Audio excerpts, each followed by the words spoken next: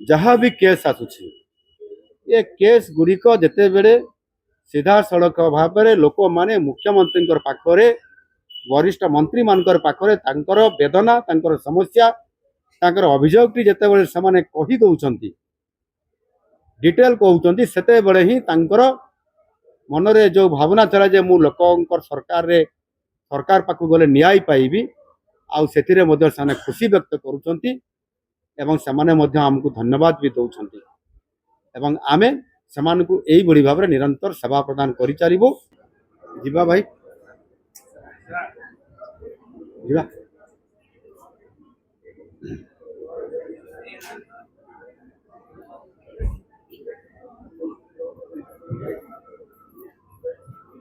मुख्यमंत्री अभियोग शुणाणी प्रकोष्ठ माध्यम रे जो अभियोग शुणाणी होउची आज हूँ ताहार 20तम पाड़ी। आज आम मंत्रिमंडल 10 जन वरिष्ठ सदस्य ये अभियोग शुणाणी रे उपस्थित थिले एवं तांकर सहित मध्य विभिन्न विभागर जो विभाग रे विशेष करिकी साधारण लोकंकर बेसी समस्या एवं अभियोग थाए से विभागर मध्य वरिष्ठ अधिकारी माने ऑफिसर माने आज ये उपस्थित रही लोकंकर अभियोग को पूरा मात्रा शुणा आज पूरा कार्यक्रम भितर समस्त सामिल थिले। आज उभय ऑफलाइन एवं ऑनलाइन माध्यम रे 600 रु अधिक केस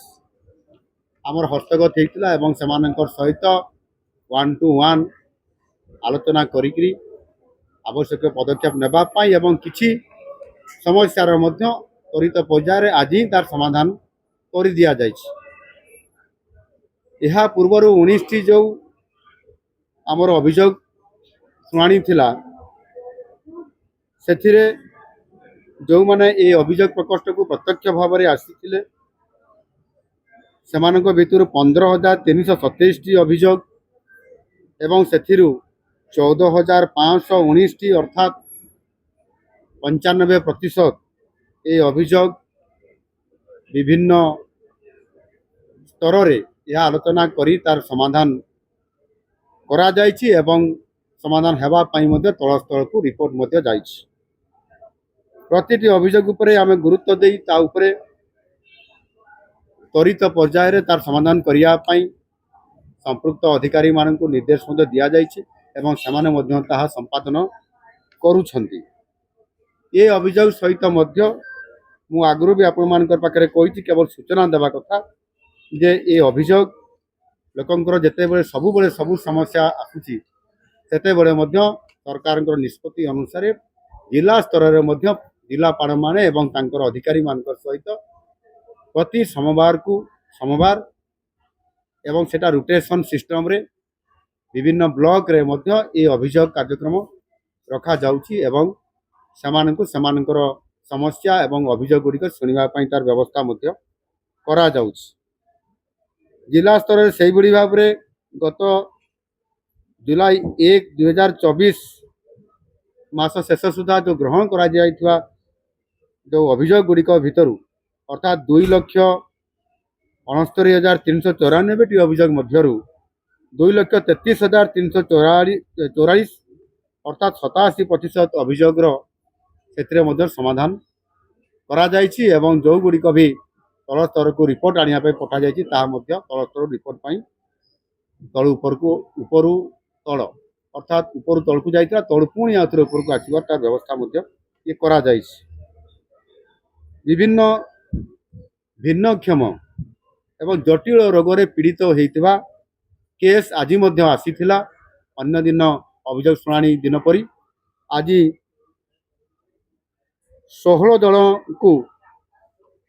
ये केस रे निजे मु एवं मोर समस्त मंत्रिमंडल सदस्य माने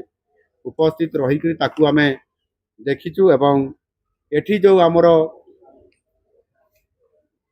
जो मोबेबुल जो आमर टीम था हेल्थ डिपार्टमेंट रो सेतरे समानंकर सिंगल विडो सिस्टम जरिया रे ସେମାନଙ୍କୁ ସାର୍ଟିଫାଇ କରିବା ଏବଂ ସେମାନଙ୍କର ଯେଉଁ ରୋଗ ଏବଂ ଯାହା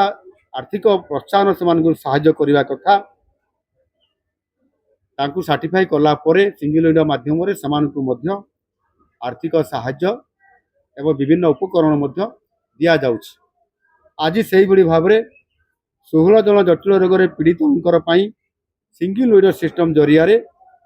14,50,000 ଟଙ୍କାର ଚିକିତ୍ସା ସହାୟତା ମଞ୍ଜୁର କରାଯାଇଛି, ଯେଉଁଟାକି ଗୋଟିଏ ବହୁତ ଭଲ ଖବର। ଆଜି ଆସିଲେ ଆଜି ତାଙ୍କୁ ଟିମ୍ ମାଧ୍ୟମରେ ତାର ପରୀକ୍ଷା ନିରୀକ୍ଷା କରାଗଲା, ସାର୍ଟିଫାଇ କରାଗଲା। এই যে সিঙ্গল উইন্ডো সিস্টম মাধ্যমে আজ ହିଁ আর্থিক মঞ্জুর କରାଗଲା এবং ସେମାନଙ୍କୁ କାଗଜ ଦିଆଗଲା ଏବଂ ତାକୁ ଅର୍ଥ ମଧ୍ୟ ତାଙ୍କର ଆକାଉଣ୍ଟକୁ ପଠାଇ ଦେବାର ବାଟ ମଧ୍ୟ କରାଗଲା। ତେଣୁ ନିଶ୍ଚିତ ଭାବରେ ଆମ ସରକାର ଲୋକଙ୍କର ସରକାର ହିସାବରେ ସବୁବେଳେ ଅଭିଯୋଗକୁ ଗୁରୁତ୍ୱ ଆରୋପ କରିବା ଏବଂ ଯେତେ ପ୍ରସ୍ତାବ ଆସୁଛି ଯେଉଁ ସମସ୍ୟା ଆସୁଛି ତାକୁ ଗ୍ରହଣ କରିକି ତାର ଆଶୁ ସମାଧାନ କରିବା ପାଇଁ ମନ୍ତ୍ରୀ ପରିଷଦର ସମସ୍ତ ମୋର ବରିଷ୍ଠ ସଦସ୍ୟମାନେ ଏବଂ ତା ସହିତ ମଧ୍ୟ ଅଧିକାରୀମାନେ ବହୁତ ସମୟ ଧରି ଏ କାର୍ଯ୍ୟକ୍ରମକୁ ନିରନ୍ତର ଭାବେ ଆମେ ଜାରି ରଖୁଛୁ ଏବଂ ଏଇଭଳି ଭାବରେ ଆପଣ ଜାଣିଛନ୍ତି ବିଭିନ୍ନ ସମୟରେ ଯେଉଁ ପ୍ରାକୃତିକ ବିପର୍ଯ୍ୟୟ ଆସୁ, ଅଦିନିଆ ବର୍ଷା ଆସୁ,